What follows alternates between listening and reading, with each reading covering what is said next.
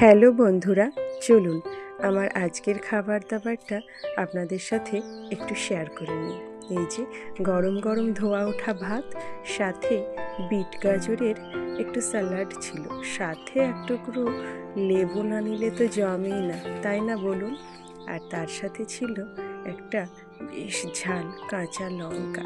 দেখতেও ভালো লাগছে আর খেতেও ভালোই লাগে, তাই না?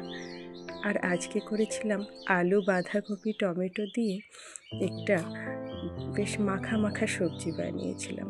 বাঁধাকপিটা এখন আর তেমন ভালো লাগে না, কিন্তু ভালো করে রান্না করলে মন্দও লাগে না।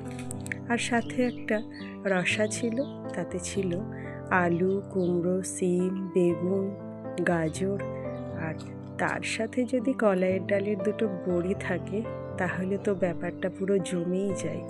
এই ডালের বড়ি আমার অসাধারণ লাগে, আর এটা প্রতি বছরই আমার মা আমাকে দিয়ে পাঠায়। তারপর আমার থালা সাজানো হয়ে গেল, এবার খাওয়ার